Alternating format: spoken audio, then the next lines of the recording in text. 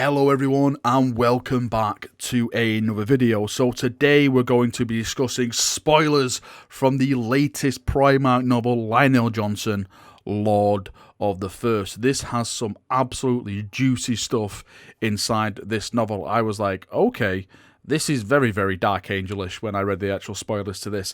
The whole list that I'm going to be going through was made by a chap called Summit B411. I'll include the link to his post in the description. As always, please go over, give him a massive shout out, say thanks, because without him this video would not be possible. So let's jump in and let's get talking. So the novel opens up discussing how the lion has never seen the Emperor's face. It mentions how it can be difficult to describe the Emperor and each Primarch has his own version of it. The lion sees a hooded figure armoured in emerald plate, wreathed in obscuring light. This is said to be the Emperor's truest visage amongst the Primarchs. Now, the enemy in this book are called the Crave. Now, it's the Dark Angels' job to basically clean up and exterminate this race, as, of course, the Dark Angels and the Space Marine Legions do when they come across Xenos. Now, the Crave are a bit different because they can do a lot of spooky psycho stuff, and we'll get into that later on in the video. Now, the Lion and the Dark Angels as a whole are stressed to be uninterested in the glories and honours like other legions. That's why they don't go to Ullanor. So if you chaps remember the parade at Ullanor with all the Primarchs that were present and all the marching ceremony and stuff like that, the Dark Angels and of course some of the legions weren't there, and this is why, because the Lion basically are all about getting stuff done. It's all about their duty and doing it for the Imperium. They're not really bothered about all that glory banners and honor stuff that you expect from other legions. It actually mentions that the Dark Angels are described as the Emperor's exterminators. Russ and the Space Wolves are said to be the threat and meant mostly to be a deterrent to, other people doing it. The Dark Angels are what will burn the galaxy and leave nothing but dust and ash so the Emperor can rebuild anew. Word for word, they are the final solution. That's what he actually says. I'm not kidding. This was actually in the Black Library novel. So basically, the Dark Angels are the end all. It's all about them going in and just laying waste to everything, and then from the ashes, the new empire of the Emperor's dream is built. Some other cool insights that we have about the Dark Angels during this period is that the Dark Angels actually don't have many Mechanican adepts attached to them. They rely a lot of their forerights from Terra, so basically people who are techie from Terra. Senior Iron Wing guys also can act basically as tech marines. As part of this, some of the aerial tech that the Dark Angels have would probably cause Mars to break off from the Imperium. He actually goes on and says, speaking of the aerial tech, this book has it in droves. Psi weapons, beam weapons fitted onto Stormbirds, a weapon that's called a Luciodron, hopefully I'm pronouncing it right. So a Luciodron arc rifle that literally kills things by scaring them to death. Do you imagine having a gun that just scares you to death? You can bang and you go, oh my god, I'm gonna die, and then you just die. That is basically some Dark Angels bonker stuff. Now that's just the tip of the iceberg, because there's some of the stuff that they have in here. So like the Dregbin chambers are filled with like all this bizarre stuff. There's actually a casket that only like the Ironbringer and the Dreadbringer may open when together, and it emits like a psychic scream that frightens like the main POV character, which is like a librarian in this book. The Dark Angels also have several shackled men of iron. Men of iron, yes, you heard that right. Men of iron, the robots. They keep called around. They actually call them the Exenio Artificio. Hopefully, again, I'm pronouncing it right. They use them against the Crave, as the Crave can only see entities with a psychic imprint, and these don't. They have to be accompanied by someone basically carrying a kill switch to keep them from turning on the Dark Angels. So the Dark Angels deploy Men of Iron, and basically they have Dark Angels going around with them just in case the robot goes, wait, I should kill these Dark Angels as well. Then they just have a kill button to like, no, shut down and stuff like that. I wonder what really happened to them. It'd be really, really nice maybe if they get brought into like later stories in 40k. We do know that there is a Men of Iron now out in 40k doing things in the Blackstone Fortress game and in the lore of that. So maybe they can kind of link up with that. But I thought that was one of the really, really interesting things. Actually, Space Marines using Men of Iron as weapons. That is amazing. Now, speaking of the Crave are a Xenos race, of course, and like I said, they do some spooky kind of psychic stuff. Now, the Crave excel by feeding off insecurities and secret hatreds. They can't really take control of the Dark Angels because of this. That is absolutely so ironic, because if they probably come into the 40k age now, just control them all.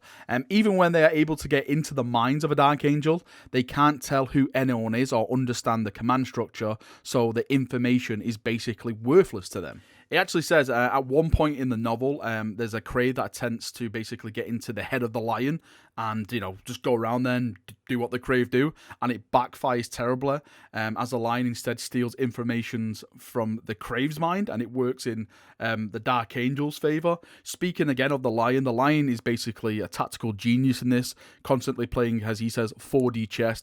He basically sets baits to draw the crave out so he can destroy them and learn where they are.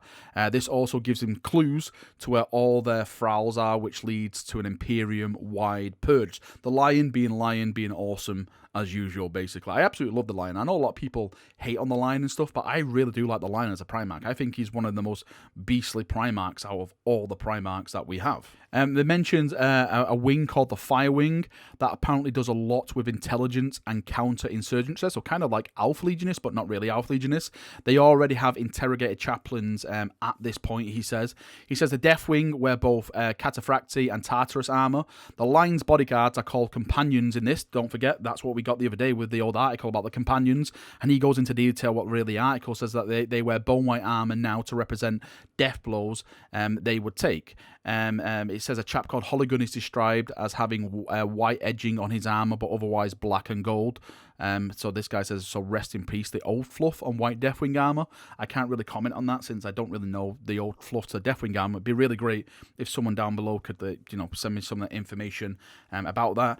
The Lion's pistol is called the Fusel Antignius, again, hopefully I'm pronouncing it right, and it appears to be a special twin-barreled plasma gun. Of course, the Lion will have a plasma gun because Dark Angels are all about that glorious plasma. The ending of the book says it has a Deathwing and the Lion boarding a Crave ship, and it really has a cool Space Hulk vibe with like Crave bursting out the walls and taking them on, like ripping people apart and stuff like that. It says that the Dark Angels deploy 20 Leviathan Dreadnoughts, holy crap, into battle, and this is said to be an extremely rare thing that only a few legions could ever pull off. Imagine fielding 20 Leviathan Dreadnoughts. Holy Dakar, that will absolutely just purge anything on the battlefield. It says here that the Lion is said to generally love his sons. Do you know what? I actually really like that, because I know the Lion gets a lot of crap and everything. Like, he doesn't really care. The Lion's in for himself. No, it's nice to see that the Lion loves his sons. He goes on to say, but it also maintains high expectations of them and understand that sometimes he must order them to their deaths.